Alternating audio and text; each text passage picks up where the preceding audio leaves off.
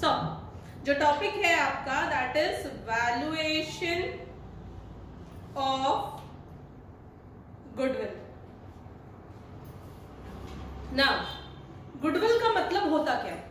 Goodwill का मतलब company की रेप्यूटेशन, बराबर। सो रेप्यूटेशन जो है इसको ना अकाउंटिंग टर्म्स में हम इंटैंजिबल एसेट बोलते हैं। अग्रीड, इंटैंजिबल एसेट मतलब जो होता तो है but we can only have it in terms of rupees. हम उसको देख नहीं सकते, हम उसको फील नहीं कर सकते, हम उसको टच नहीं कर सकते, इसीलिए उसको टैंजिबल ना बोलते हुए हम क्या बोलते हैं? Intangible assets. फाइन। अब देखो कंपनी के केसेस में बहुत बार ऐसी सिचुएशन आती है कि आपको ना वैल्यू करना पड़ता है कि अगर हमारे कंपनी की गुडविल है तो कितनी है, ठीक है। सो वैल्यूएशन ऑफ गुडविल के बहुत सारे मेथड्स हैं जिसमें से कुछ आपको बीकॉम 4th सेम में पढ़ने हैं, बराबर। So the first method is average profit method. कौन सा मेथड? एवरेज प्रॉफिट मेथड, ठीक है। अब इसमें ना दो केसेस होते हैं, देखो। First is goodwill is equal to average profit. Goodwill is equal to average profit and second is goodwill is equal to average profit multiplied by number of years, YEARS, years purchase। ऐसे दो formulas बेटा आप लोगों को use करने हैं इस method में। कौन से? एवरेज प्रॉफिट मेथड में। एक पहला क्या है?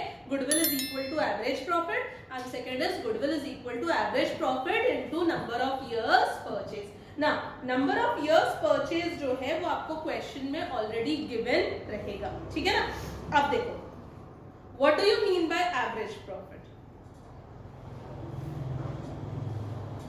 Average profit is equal to total of profit minus losses, if any, अगर लॉस दिया हुआ है तो, divided by number of years, number of years। Okay, तो ये तीन फॉर्मूलाज आपको फर्स्ट मेथड में लर्न करना है, ठीक है। पहले कौन से है? दो। Goodwill is equal to average profit, goodwill is equal to average profit into number of years purchase. अब एवरेज प्रॉफिट बार बार आ रहा है तो एवरेज प्रॉफिट भी तो निकालना पड़ेगा। तो एवरेज प्रॉफिट का फॉर्मूला क्या है? Total of profit minus loss divided by number of years, ठीक है ना। ये हो गया first method. Now the second method देखो।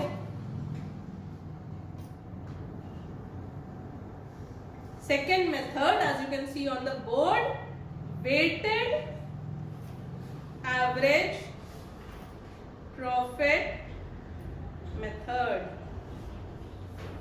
ठीक है। बस वेटेड वर्ड ऐड हो गया है ना, बस थोड़ा सा एडिशनल रहता है कैलकुलेशन। अब उसमें क्या है देखो, गुडविल इज इक्वल टू, इसमें भी दो फॉर्मूलाज है जिससे हम गुडविल निकालेंगे। Goodwill is equal to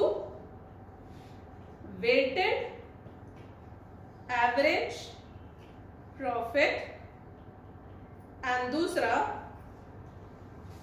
goodwill is equal to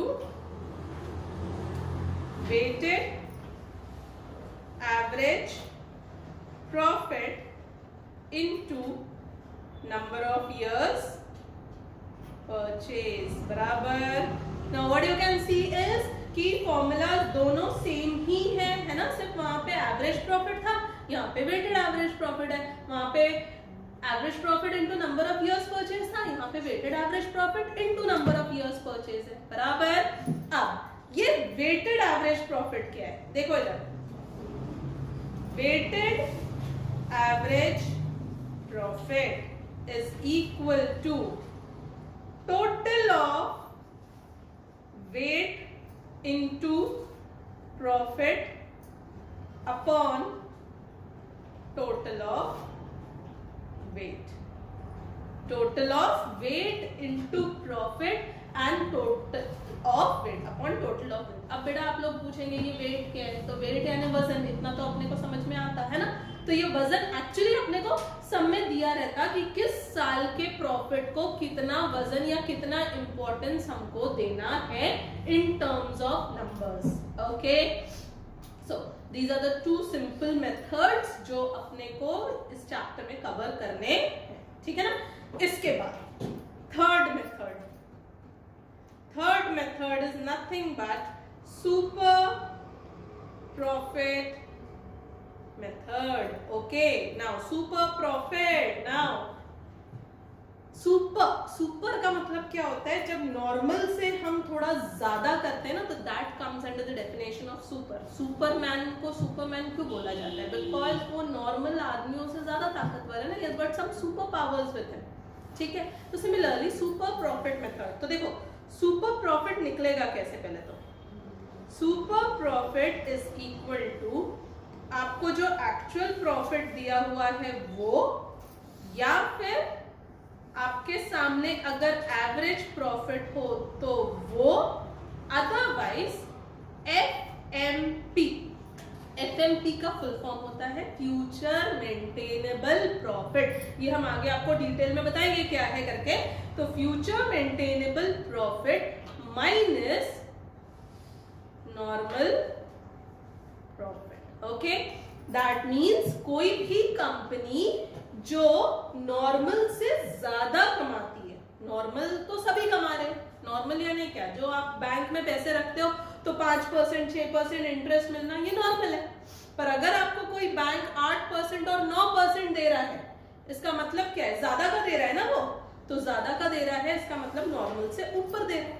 तो जितना ऊपर का है that is super profit. Okay, so this is the formula for super profit, actual, average, FMP। इन तीनों में से कोई भी एक दिया हुआ रहेगा, माइनस उसमें से क्या करना है अपने को, नॉर्मल प्रॉफिट। अब बेटा ये एक एक चीज को हमको डिटेल में पढ़ना है। देखो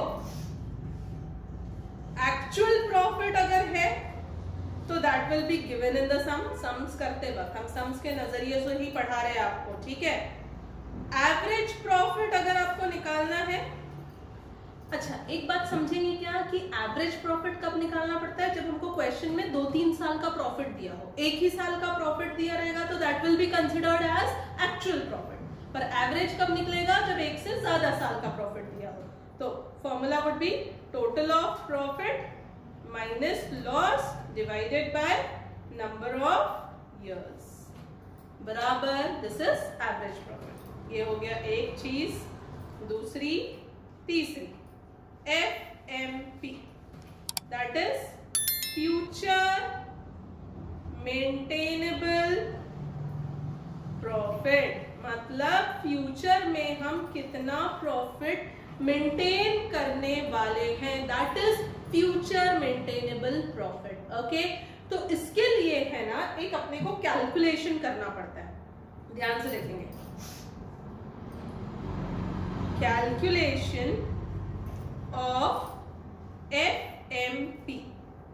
देखो बेटा सबसे पहले हम लिखते हैं यहाँ पे एक्चुअल या एवरेज प्रॉफिट जो भी है हमारा, उसमें ना 2 चीजें प्लस करेंगे और 2 चीजें माइनस करेंगे, तो जाके हमारा आ जाएगा फ्यूचर मेंटेनेबल प्रॉफिट। ठीक है, नाउ अगर मुझे पता है कि मेरा कोई पर्टिकुलर खर्चा जो है अभी तो हो ही रहा है, फ्यूचर में भी होता रहेगा, फ्यूचर में भी ये खर्चा होता रहेगा, तो बताओ अगर खर्चा होता रहेगा तो प्रॉफिट जो है मेरा थोड़ा कम होगा, हाँ या ना। बिजनेस के हिसाब से सोचो बेटा, अगर खर्चे बढ़ते जाएंगे तो प्रॉफिट क्या होता जाएगा, कम होता जाएगा। तो जो खर्चा मेरा फ्यूचर में होने वाला है, expenses to be incurred in future, खर्चा जो मेरा फ्यूचर में होने वाला है तो उससे मेरा फ्यूचर का प्रॉफिट क्या हो जाएगा, थोड़ा कम हो जाएगा, इसलिए उसको क्या कर देते हैं अपन, माइनस कर देते, बराबर ना। अगर ऐसा कोई खर्चा है जो अभी तो हो रहा पर फ्यूचर में नहीं होने वाला, अब समझो इस बात को। सपोजिंगली आज मैं जहां क्लासेस ले रही हूँ वो किसी रेंटेड अपार्टमेंट में ले रही हूँ या रेंटेड अकोमोडेशन है, ठीक है, तो अभी मुझे रेंट भरना पड़ता है, तो ये मेरा खर्चा है। बट अगर कल जाके या next year I buy my own property, मैंने खुद की प्रॉपर्टी ले ली, तो क्या मुझे रेंट भरना पड़ेगा? क्या नहीं भरना पड़ेगा। यानी मेरा ये फ्यूचर एक्सपेंस जो है वो क्या हो जाएगा, थोड़ा सा सेव हो जाएगा। सेव हो जाएगा मतलब बच जाएगा। खर्चे कम होंगे तो प्रॉफिट बढ़ जाएगा, तो वो क्या हो जाएगा यहाँ पे, उससे मेरा प्रॉफिट बढ़ेगा, इसीलिए ऐड हो जाएगा। Expenses not to be incurred in future, समझे? आफ्टर दिस इनकम, देखो अगर इनकम हमको आती जा रही है, अगर इनकम आ रही है, फ्यूचर में भी आने वाली है, तो बट ऑब्वियसली मेरा प्रॉफिट बढ़ के दिखेगा, तो इसलिए यहां पे लिखेंगे income to be earned in future. And similarly अभी कोई कमाई हो रही और अगर फ्यूचर में वो कमाई नहीं होगी तो मेरा फ्यूचर का प्रॉफिट क्या हो जाएगा, कम हो जाएगा, इसीलिए यहां डाल देंगे incomes not to be earned in future. ठीक है, सो ये चार चीजें प्लस माइनस होती है तो आपका आ जाता है future maintainable profit. Now listen, हम कहां तक पहुंच गए, ध्यान से देखो। सुपर प्रॉफिट में हमने पहले समझाया एक्चुअल प्रॉफिट, एवरेज प्रॉफिट या एफएमपी माइनस नॉर्मल प्रॉफिट, ठीक है ना। तो एक्चुअल प्रॉफिट गिवन रहेगा बताया, एवरेज प्रॉफिट फॉर्मूले से निकलेगा, एफएमपी के लिए भी एक फॉर्मूला जो अभी पढ़े, अब रह क्या गया, normal. So now the calculation of normal profit is left, calculation of normal profit. अब नॉर्मल प्रॉफिट किसको बोलते हैं, वो प्रॉफिट जो हर कंपनी कमा रही होती है, ठीक है ना, मतलब on an average her company का उतना ही है। सो इसका फॉर्मूला है ACE into NRR upon 100.